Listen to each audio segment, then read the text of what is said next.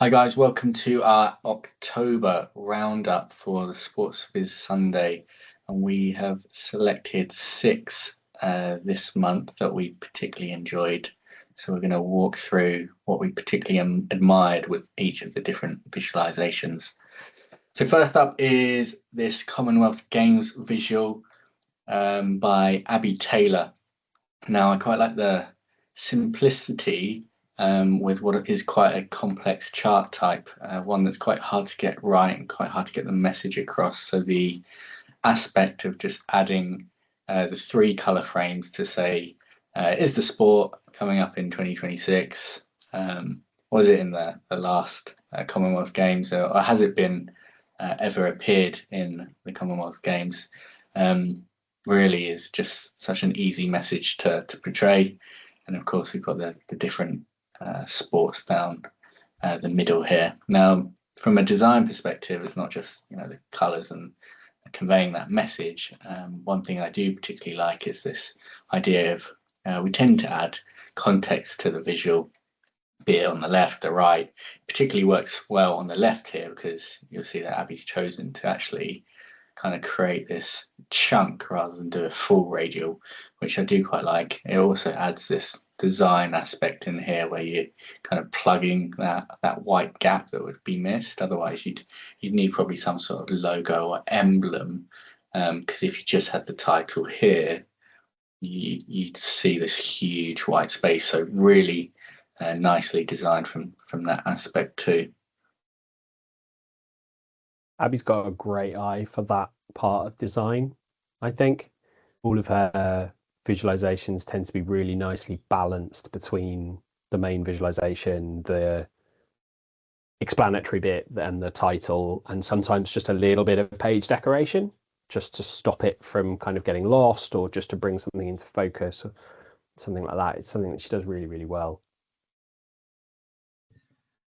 Yeah, I hadn't noticed actually, CJ, until you started playing with it, the interactivity there. But I think the original view that we were looking at, that the color choices for me, a couple of reasons why I really enjoyed them. First of all, the blue, you wouldn't necessarily think about maybe blue being the main choice for the thing that's continuing. But I instantly think about like blue ribbon events and how those are the ones that we always allocate and always make sure that we continue. So that kind of related in my mind, connected in my mind. But then it did leave the choice of more of an alert grabbing color, the red, to call out those events that are going to be stopped. And there's some pretty big ones there as well. I mean, things like, is it diving, I think, stopping? Really does make you wonder whether or not the Commonwealth Games are beginning, well, at the beginning of the end almost, with this amount have to be scrapped. But yeah, it does make you debate and think that if we are reducing this many sports, Yeah, got the sports we had in the past. From an understanding perspective as well, how this key is presented, it works best, I would say, visually from having the categories like that where you chunk them together. Whereas like alphabetically, of course, we understand that you might want to look for a certain sport, but then it probably becomes a little bit tougher to read compared to the original view, like you say, to figure out per year whether that sport's in it or not. Awesome. Yeah. Next up, I saw on LinkedIn this piece by Dimitris, Ballon d'Or winner. Now, this was created prior to what we now know for Rodri taking the title this year. So I suspect this was either a favourites list online or by Dimitris himself. So this is a wonderful kind of infographic print style, something that you probably have like as a poster design, a nice little advert for the Ballon d'Or. And you'll see as we scroll through some of the key metrics, of course, we know where these where they play for their club. We get context to their position, and also the context of their market value, and then some of the more detailed stats from the previous season in terms of goals, assists, expected goals, chances created. Now, it tends to be that we see a bit of a skew towards your forwards, your strikers that are up in the rankings for those most favoured to win the Ballon d'Or. Now, we know that Ballon d'Or is not just on those stats, it's also wider. There's the fair play clause amongst it, as well as the team element and personal stats. So it's good that they've got the team stats in here too. So a nice overall summary print for the Ballon d'Or. I'm guessing from looking at the bottom there that a lot of these metrics are from either FIFA or FC 24, 25, because you've got the various awards, I think, being given down the bottom there, but also the market value seems to be respective to some of the trading type activities you can do in those games, perhaps, which is, again, another quite nice link into the way it's been started, which feels like a FIFA style card, doesn't it, in some ways? So I do like the general connection there between the two. Might be from Transfer Market or something otherwise, which I think do estimations of player market value. You reckon someone would pay that much for those players? I think it's someone definitely would, but I think market valuation is always a bit of a anyway. But yeah, it might be a crossover. I agree, though. I think that's definitely the angle this is coming from. And it's a great example of something that I fail to do all the time, which is you don't have to tell the whole story. He's picked his top 5. I assume that his top 5 or 5 that he thought stood a good chance of being up there and about. He's not tried to document their entire career. He's not tried to document their entire circle of abilities as players and where they're strong and where they're not. He's not tried to document the other 80 people that might have been on the shortlist. He's just picked these 5 and just pick the stats that are relevant to them so that one of them is ahead compared to the other 4 in at least one thing, and presented it. And it works incredibly well. Yeah, totally agree. And, having these stats, be it whether you think it goes beyond these stats or not, you can easily identify, at least across them, who's had the most or the highest ranking of them.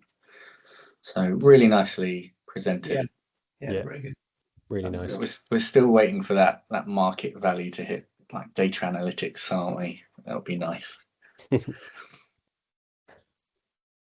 All right, let's turn to the world of Formula One here with this. For those of you that are aware of Naresh's work, I mean, the quality is always evident and always there within any of his designs. It's always fantastic to look through, and the level of detail that normally goes into them as well. And I think this example that came through a few weeks ago, looking at the car designer Adrian Newey, certainly backs up all of those different aspects. So we've got the story of Adrian Newey, a famous car designer in Formula One, who's very successful at designing particular types of cars. You can see here from the trajectory of this timeline how he's evolved from different teams, and wherever he's gone, he's been successful. And I really like the way that within each of these different teams, you can click on the cars, you get a bit more interactivity around how that season has gone, how successful he really has been. But ultimately, the story goes towards Newey leaving Red Bull, as he's doing at the end of the year, and then turning to Aston Martin.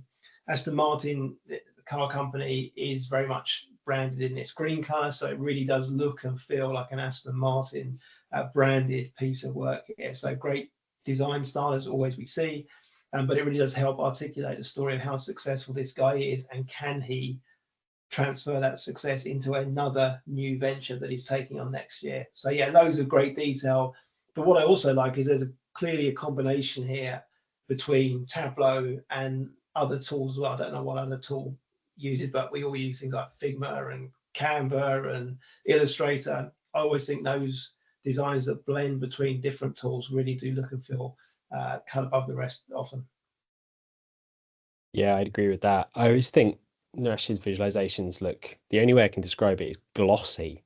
Like you can almost feel that they've been printed out in a magazine somewhere when you look at them. They've got that level to them, that shine, that kind of consistency.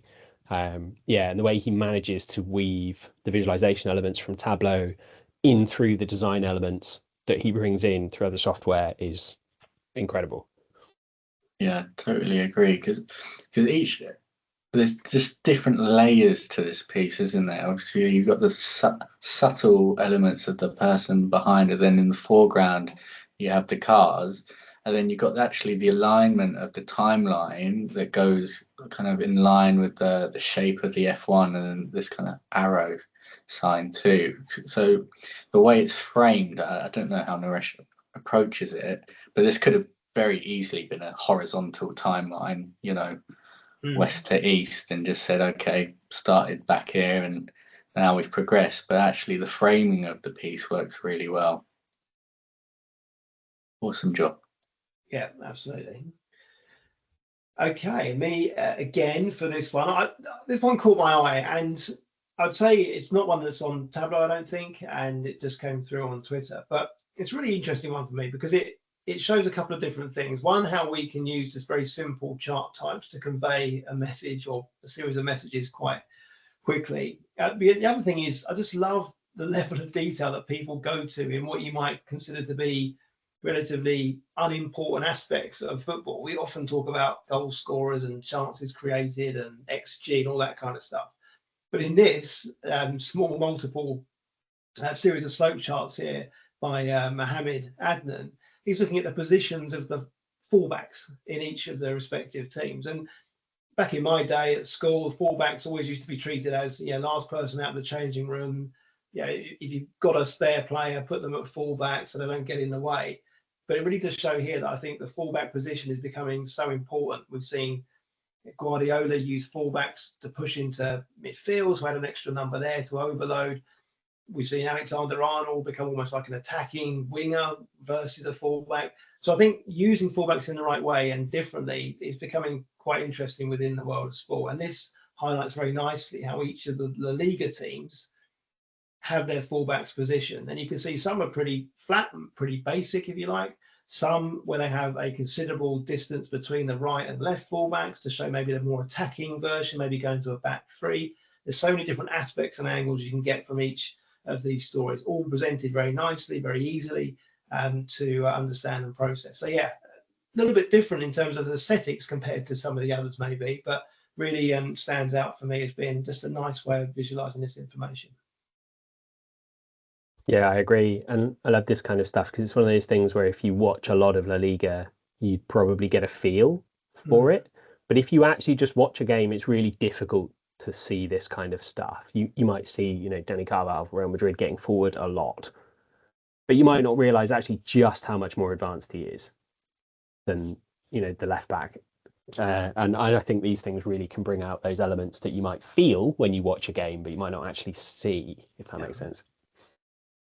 Nice. Yeah, I think there's probably also the next level down to this as well, isn't there, where you can start to look at not just the formation types, but linkage between certain players. This is summarized, I think, across anyone that would play in that position for the full season. But I'm sure if you have certain players in those positions week to week, your playing style would actually slightly differ. So it's almost like you could take this as the overarching level and then start to drill down further to see, are they playing closer together? Do they push higher up the pitch? Does one drop in while one pushes up? So really nice. Cool. One of mine, pardon me. This is one of Ben Norland's with his classic Ben colour scheme that I particularly like. This pink and this blue and kind of like pale peach that he uses. This is looking at Joe Root, who recently became England's all-time leading test run scorer in cricket, and how he stacks up against the other four now, players above him that have all retired, and really does kind of make it very easy to see his performance and put it into context of the world's best, not just England's best. And again, this idea of focusing down on just part of the story. So he's got the all-time 25 test run scorers there, but there's no more. There's no kind of, and here is a drill down into just 25 English scorers or anything like that. It's really just a snapshot of the very top. But I think the thing I like most about it is that actually it really does invite you to ask the question of whether he can make it to the top of this list or not.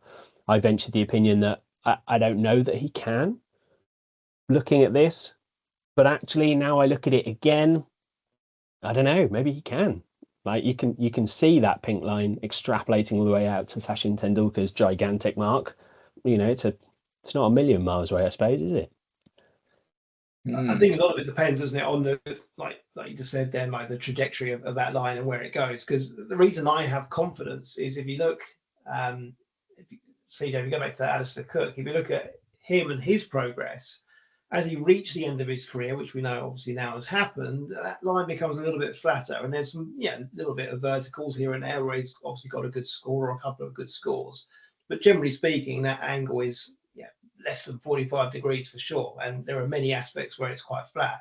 Compare that to the last 20, 30 innings, 40 innings even of Joe Root. That line is in a completely different place, which indicates to me that he's nowhere near leveling off in terms of either ability or thoughts of retirement or anything like that.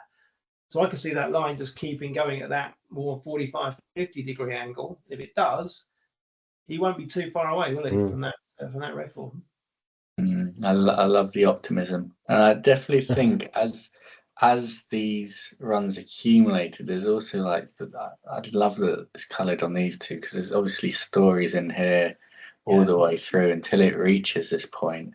There's a clear course where Alistair Cook's stopped, but then you can start to say, oh, like, how close are you to the next one up in the list? Oh, like visually, it makes it feel more attainable as well. Like if you were to actually read out the difference between these two values, you'd think, oh, that's quite a good chunk of runs to get by on, and then visually you do see, oh, that trajectory could work actually. So, well, I think that. So if you look at Alistair Cook, that massive spike that he had, I would venture that's probably 2010, 11, where he scored, I think, about 700 runs in one series against Australia. And you can imagine that if Root does anything similar to that, and you're scoring about 700 in a year, well, that instantly takes him to second place by the end of this year, end of next year. That's true, actually. Then you start thinking, well, how many lots of 700 do you need to get up to 16,000? He has to go at a good rate, but it's there. It's definitely. Yeah, it is definitely possible. Great stuff by Ben. Absolutely. Cool. And then my other one was the NFL Leaders and Dynamic Zone from Jeff. I really like this. I love the simplicity of this first view, where you've got just kind of a series of bars. They're clearly marked. The top ones are about careers. The second ones are about single season records. A nice, just subtle color palette, also shifting between passing yards for quarterbacks, rushing yards, and receiving yards as well. But then the functionality to be able to click on that little kind of zoom box, and it just opens up a slightly bigger view of the same information. So before you were just looking at yards, but now you're looking at yards plus I think it's touchdowns. Yeah. At the same time, so you now get that extra level of detail, and everything's bigger. It takes up the screen again, so that you can really have a look and dive into it and unpick a bit more about some of the stories behind some of these players and some of these incredible seasons that they'd had, but without interrupting the flow of just looking at the highlights as you're going along. It's just a really slick way of incorporating what is quite a lot of information and allowing people to pick and choose which bits of information they want to see. Spot on. I love the simplicity as well, and also the idea that I would call it a business dashboard style to the piece, and the great use of the dynamic zone visibility. So for me to go and not particularly know much about NFL, just having the key stats on the page and the ability to just drill down by one level to then start to, follow certain individuals, I think works perfectly. Yeah, it's an amazing use of the functionality, which isn't something I've spent huge amounts of time understanding. But I always remember back in the day trying to create dashboards with sort of drill down functionality, and you've got parameter actions and hide and show and various things coming in and out of containers. It does feel like if you can leverage this to any level of degree that Jeff has here, you can create something pretty slick. I don't know how difficult it was to create, but certainly this is where you want to go with a dashboard, that just easy exploration that it allows. Perfect. So that is the roundup for October. Hopefully we'll see many of you at the DataFam Europe next week, where we'll be presenting alongside Back to Viz Basics, looking how we can best utilize chart types, looking at some sports data. So looking forward to that. See you all then. Hopefully see you then.